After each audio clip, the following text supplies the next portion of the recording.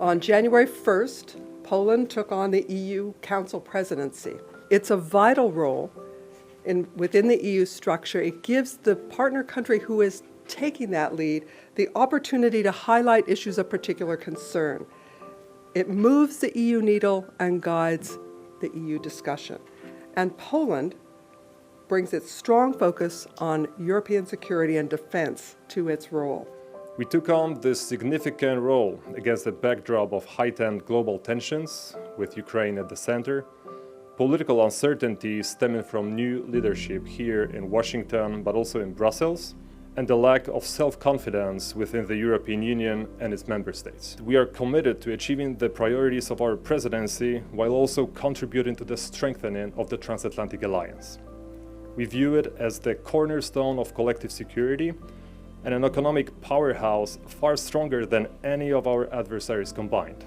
The strength of our alliance is the most crucial factor that separates us from those who threaten our security today, like Russia in Ukraine, and from those who could do so in the future. The discussion is rather how do we do certain things rather than what we need to do. Because I think that we are in the moment when we have a broad consensus in Europe that our common goal is peace and security, and this is something that we definitely need to hard to work on. So all efforts of the EU when it comes to increasing defense integration and building something in that direction have to be developed inside within NATO, not outside or apart from it. It simply just won't work.